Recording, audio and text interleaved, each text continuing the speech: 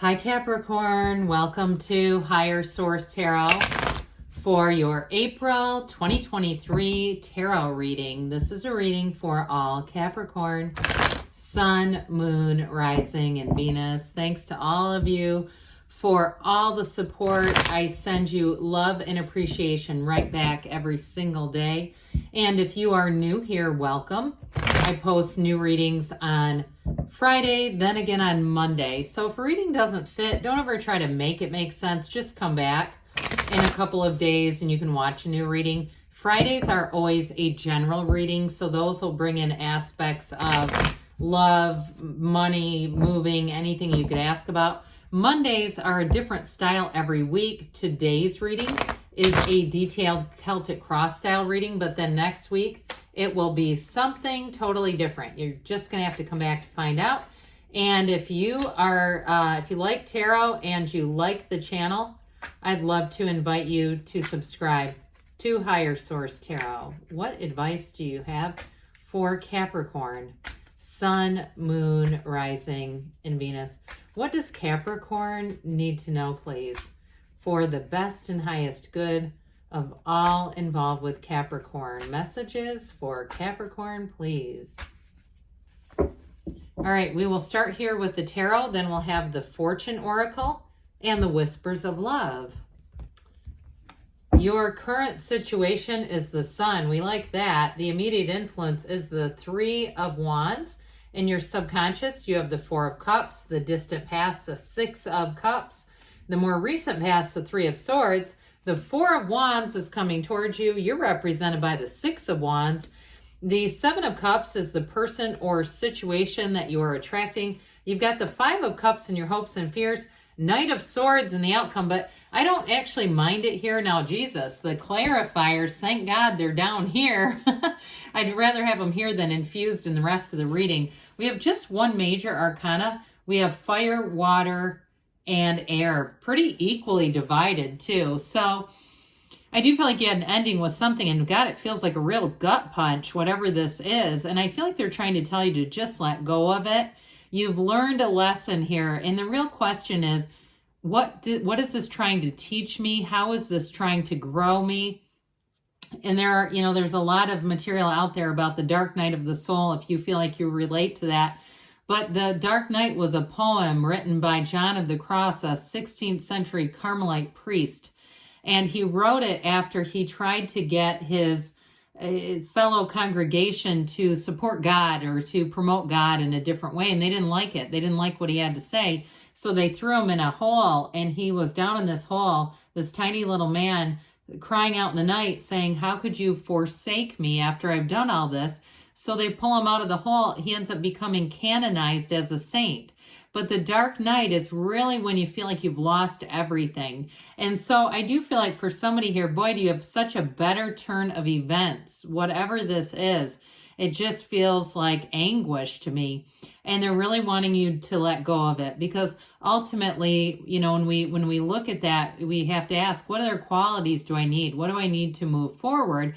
And so it really does become a big turning point. And if you were involved with someone too who really betrayed you, I get like a major falling out with someone and a betrayal. Like they told information about you, things you confided. They went and then shared that and weaponized it. What I'm hearing is they weaponized your personal pain. And it's really about letting go, because ultimately our soul does not get mad at another soul. Our soul doesn't do that kind of stuff either. The mind does, the human condition does, fear does that, right? I've got to go weaponize this awful personal pain so I can build up an invisible army.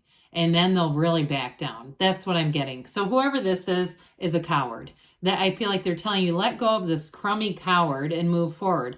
And if it was a job too that ended, either way, this is, and maybe it was all at once, okay? It may have been something that happened simultaneously, which is really when we feel that dark night energy. You got a dawn of a new day though. It's always darkest before the dawn, as they say. Here's your dawn. It's right here. You're in it to win it. You're standing. I almost said channeling. I don't know why. If you're into channeling, do it. But standing at the precipice of change, and it's for the best. So with that Three of Wands, It is about taking the leap of faith, but knowing your ships are coming in. For somebody here, you've got a wedding here too. So we've got both the 3 and the 4 of Wands. Really, I like it better like this. It looks a little nicer, doesn't it?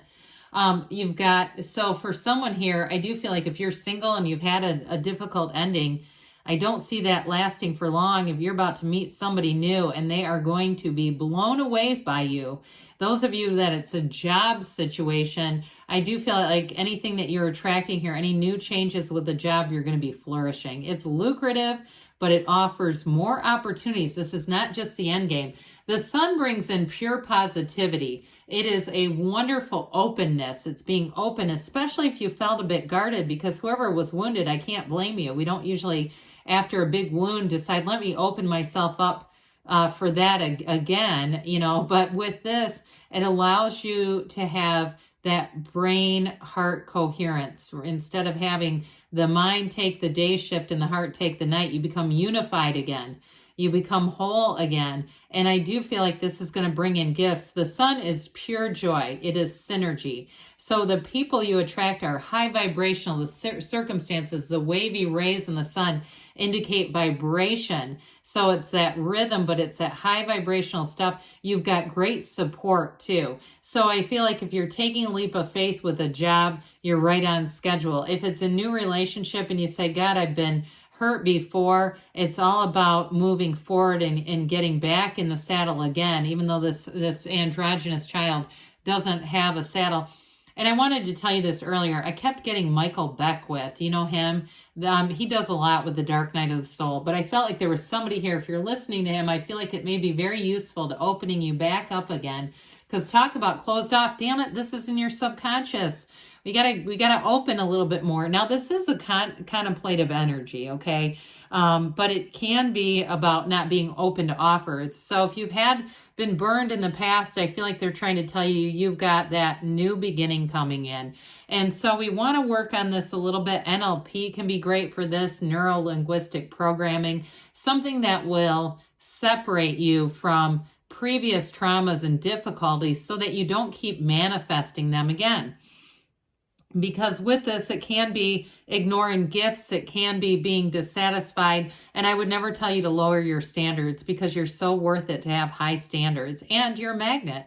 You're a magnet for what you are. And so with this can also be about meditating, going out in nature, quieting the mind, and visualizing, seeing yourself through the first person reality in that dynamite relationship, living in that dream house, driving that incredible car, being in the job or working for yourself and saying, this is true freedom. I finally made it.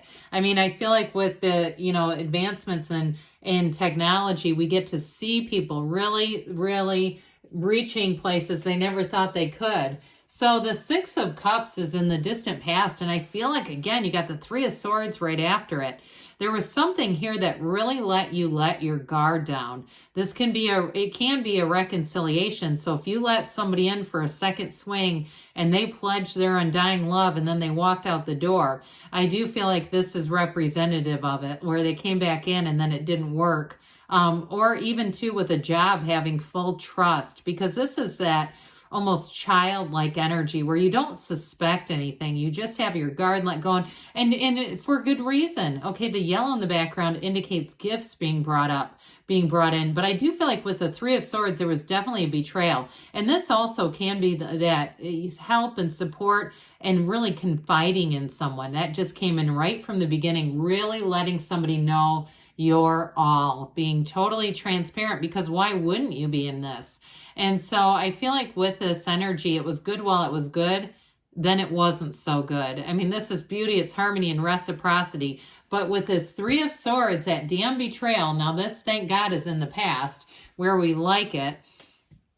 And so with this 3 of Swords, it may have caught somebody, I get like almost a complete shock, where it was like a trauma where you'd wake up and be thinking about it, or wake up and having bad dreams about it. And just the subconscious was really, I feel like, trying to protect you in a lot of ways. But this can also be too, maybe for some, not wanting to accept it as well, saying, no, this cannot be. I cannot be unemployed after everything I've given them, or I can't be in this position with this person I thought was my friend who's now You know, I've got other people telling me they're sharing all kinds of really personal information.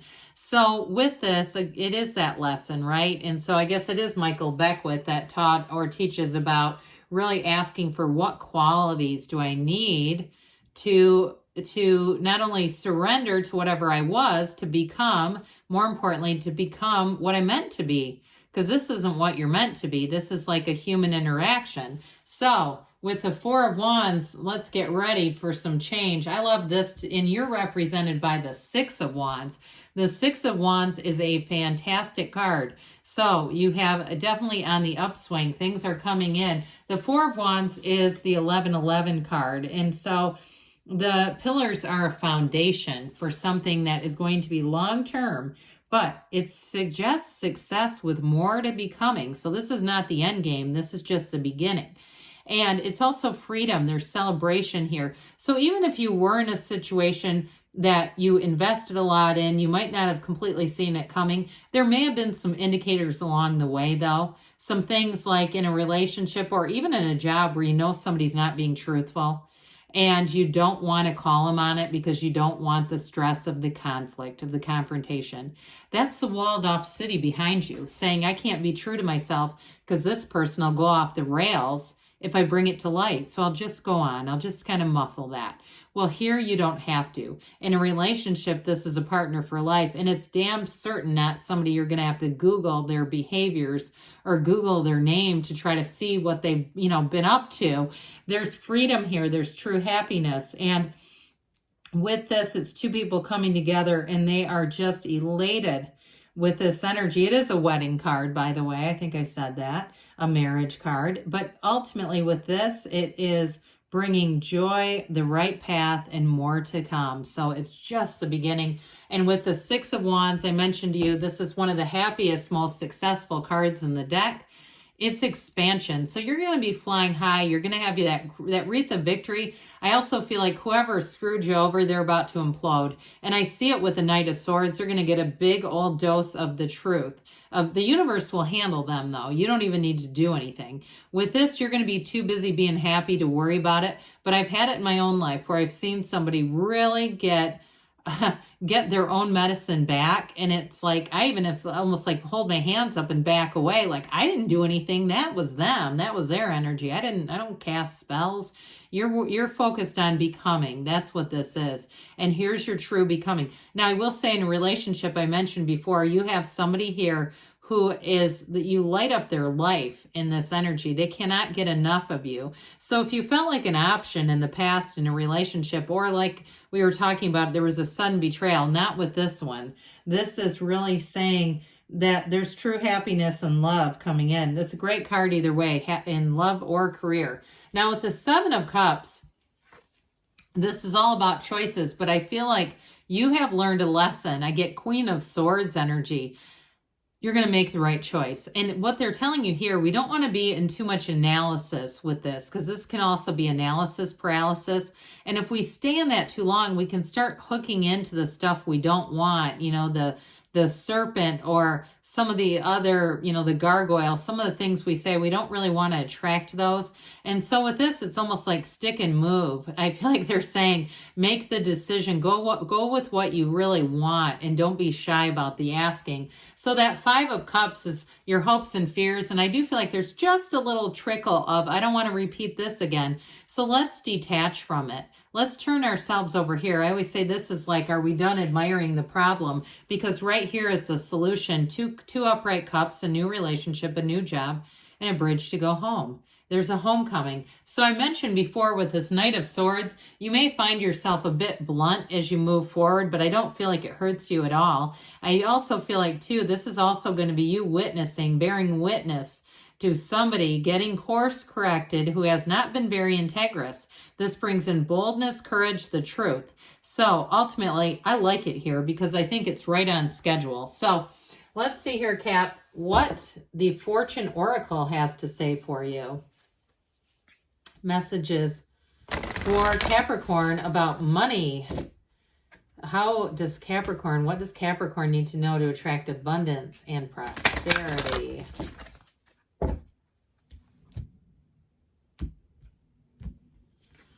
You have the moon, all right? So pay attention to your intuition at this time and move ahead confidently. Well, I feel like that really is in sync with the tarot.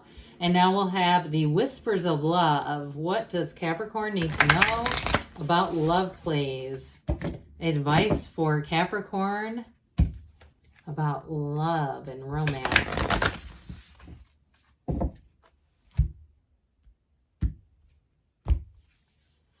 Treasure your loved ones. It is important to love others deeply. So like we talked about, pointing ourselves, our attention, our focus to the 2 upright cups, because where our attention goes, the energy grows, and that's what will manifest.